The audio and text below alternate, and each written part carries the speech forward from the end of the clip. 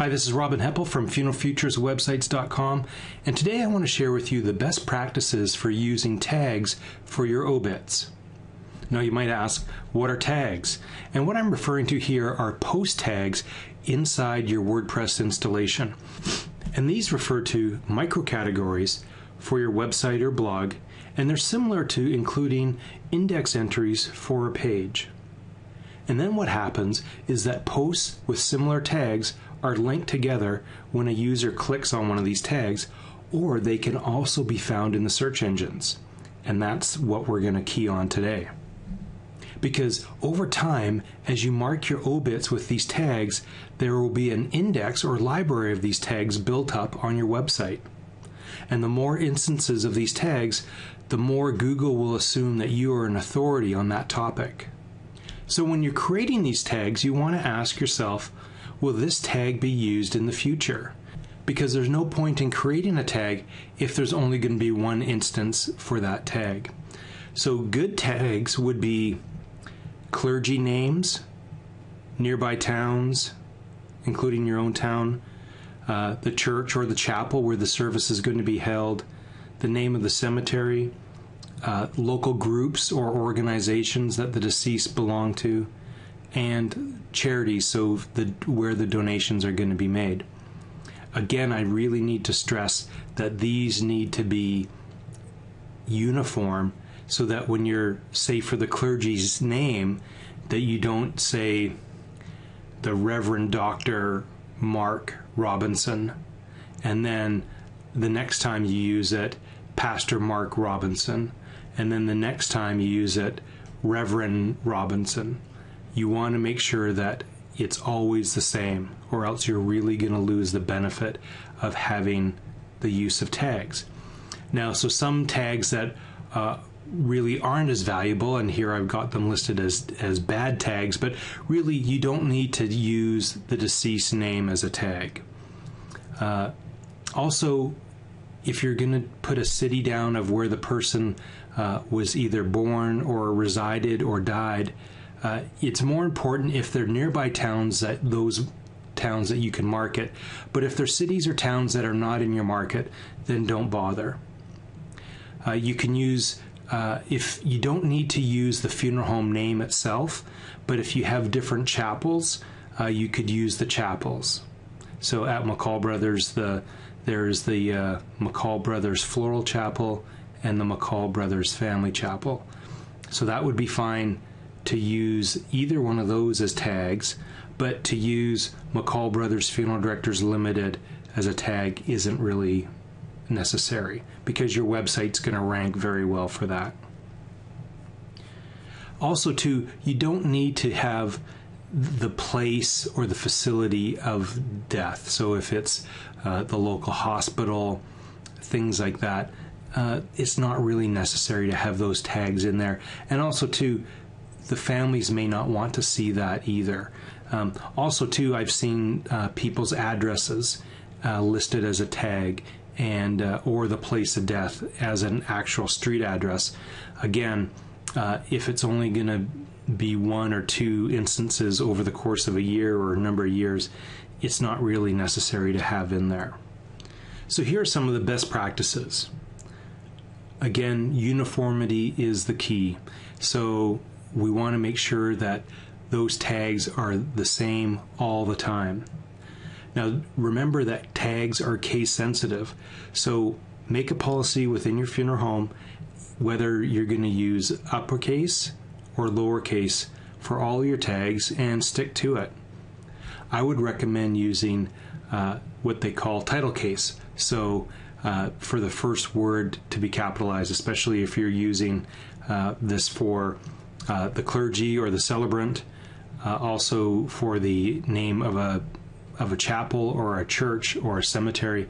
All of those are all of those would have capital letters at the beginning of each word, and just be consistent with that. And also for other words like obituary, just have all of your tags capitalized. Also, try to use the most used tags link rather than typing out a new tag.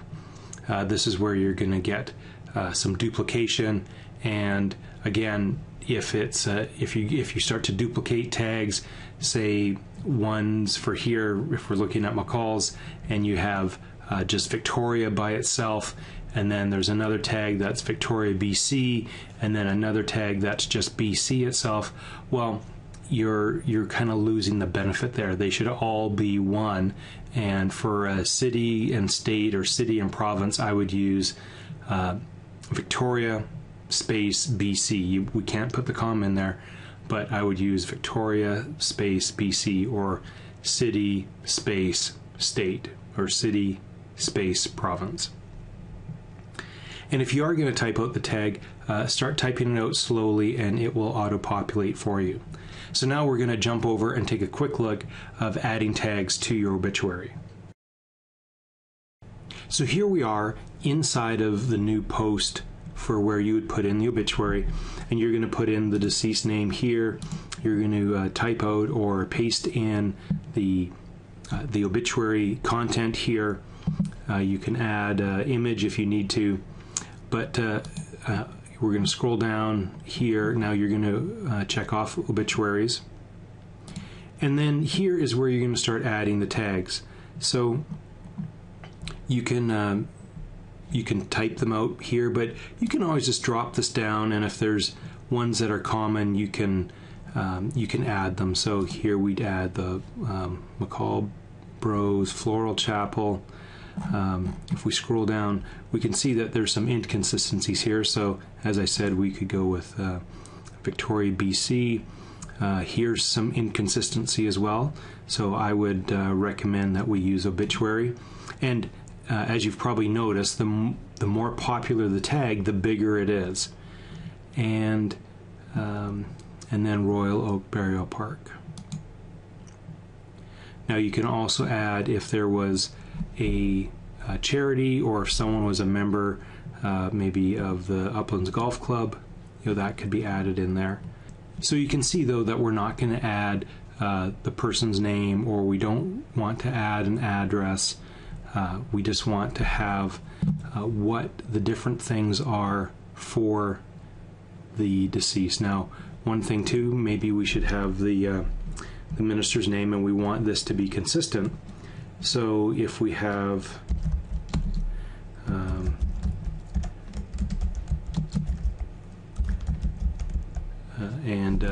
Gordon Thurston is one of the most popular and most requested celebrants in Victoria.